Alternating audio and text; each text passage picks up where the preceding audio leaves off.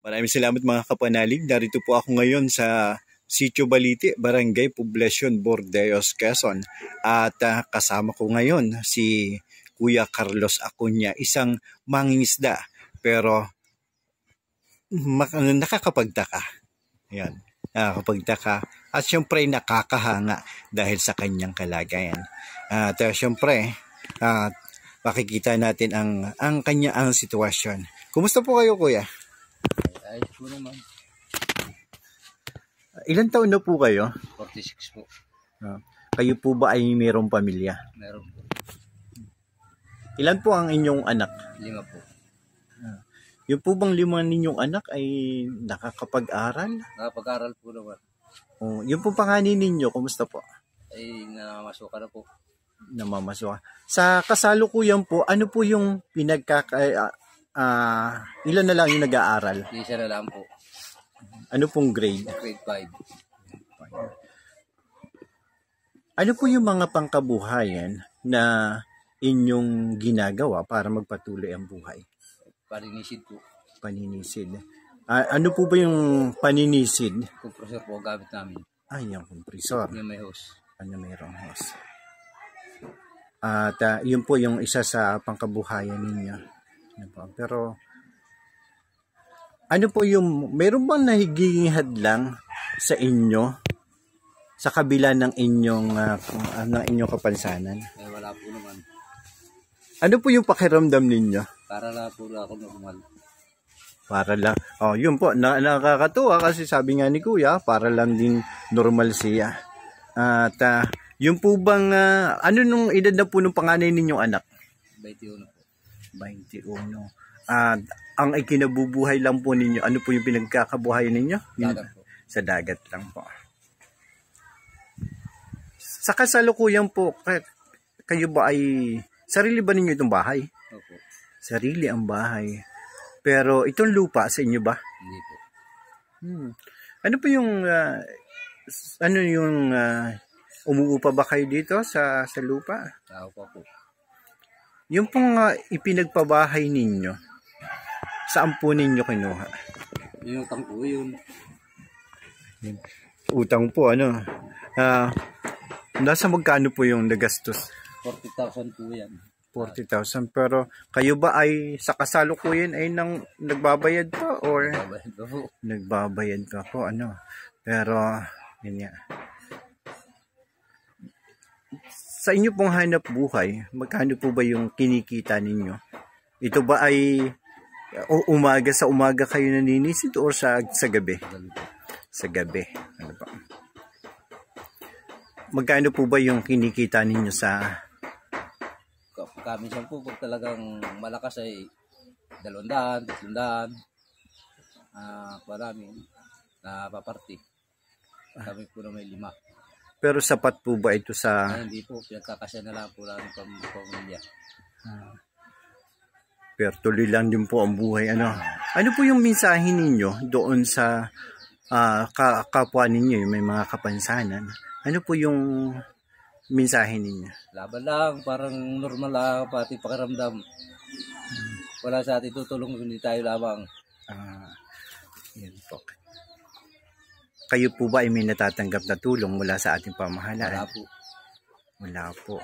Kung sakali man po na kayo ay may mga kahilingan, ano po yung kahilingan ninyong iyon? Bigyan lang po ako ng pangkukuran para magandang makapagtigil ako pang paninisid. Sa tagal ko na naninisid po, ay ako'y 30 anyos na ako naninisid ako, profesor. Dinadanas po din ang masakit na katawan. Tsaka yung parang inunguyan ng aso ating buto sa lalim na sinisid. Mabuti Kuya, nakakasisid po kayo ng ganong kalalim. Opo, kaya ko po naman ng baiti di pa.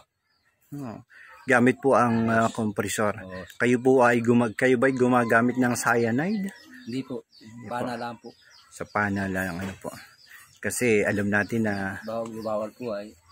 Pero sa kalagayan po ninyo ay sabi nga ninyo ay kung kinakailangan, kung mayroon lang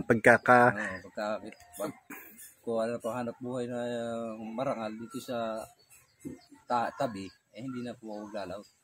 Sige po. At bibisitahin po natin, papakita natin kung ano yung mga kagamitan ni Kuya. Ano po, at syempre puntahan po natin yung kanyang kagamitan dahil po yung kanyang gamit ay wala dito sa kanilang bahay. Magkano po ba ang upa ninyo, Kuya, dito sa bahay? 200. Kayo ba ay nakakapagbayad buwan-buwan? Opo. Talagang kanan pa. At mamaya po ipapakita ko rin sa inyo yung tahanan dati ni Kuya. Doon ko siya nakilala doon sa lugar na yun. At samahan po ninyo kami at tingnan natin kung ano yung magamit ni Kuya.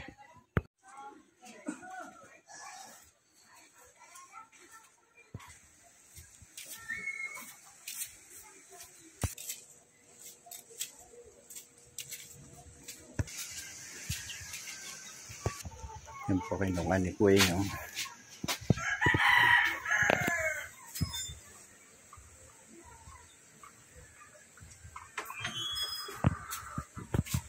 Ano yan?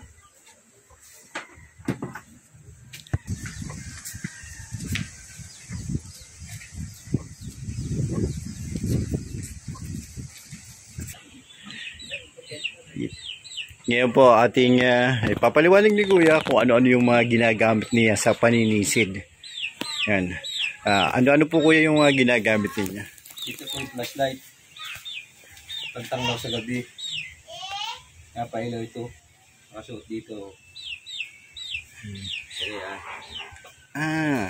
Yan po dahil hindi naman yung mahahawakan kasi nga doon sa, yan bang isun yung kamay na Nakagalaw po. naihawak ninyo. Ayan. Tapos, ano pa po yung mga gamit ninyo? Ito po, pagpabigat. Dito po naman siya may awang. Dito po yung nilalagay. Papakita sa atin ni Kuya.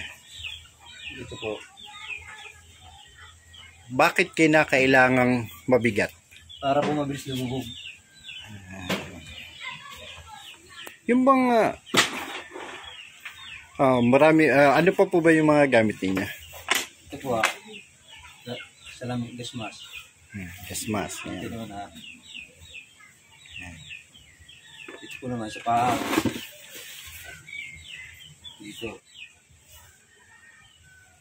Ano pong tawag diyan? Kapay. Kapay. Tapos, Ito po yung pampangin sa isda.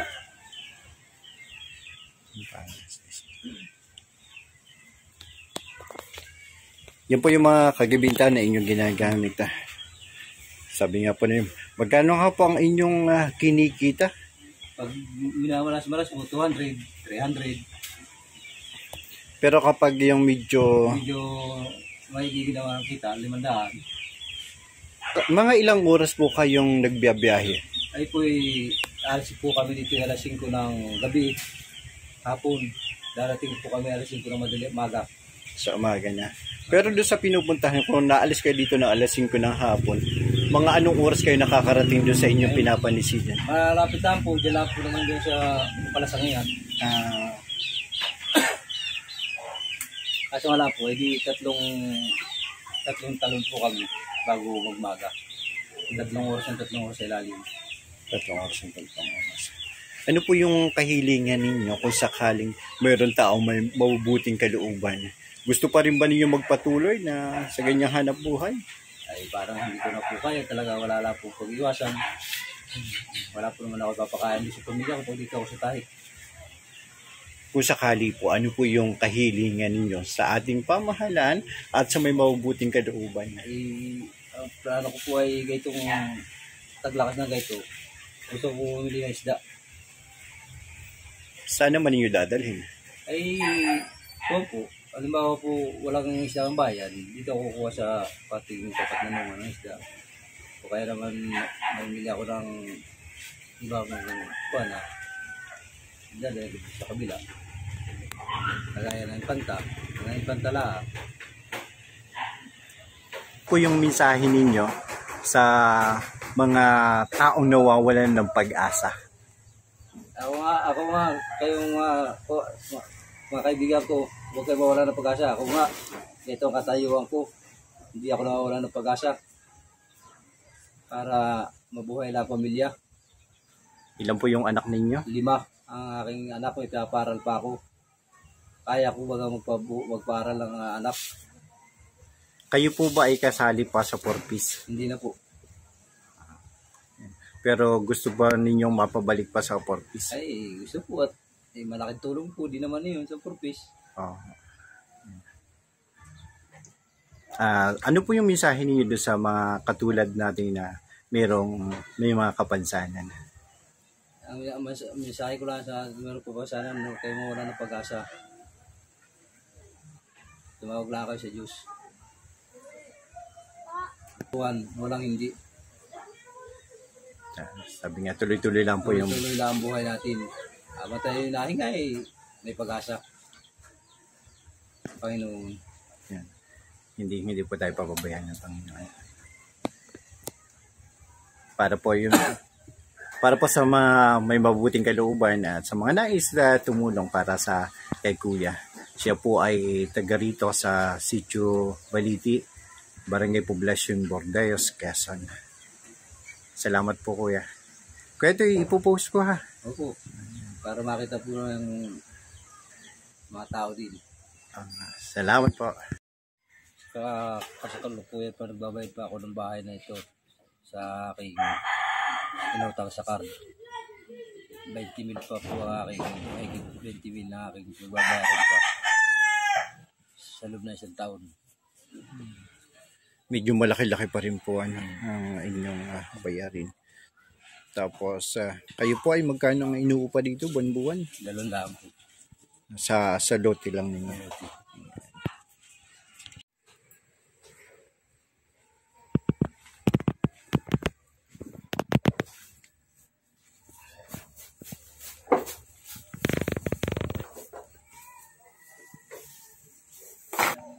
Bali po 3. 3 na nga po. Yan po ang asawa ni ate. Si Kuya. Ano po ang pangalan niyo, ate? Janita po. Yan. Asawa po ni Kuya Kaloy, si ate Janita. Ano yun? Nasa yung 2 apo? Nasa kanila pong mga magulang. Ito lang po nasa amin. Sige po, salamat.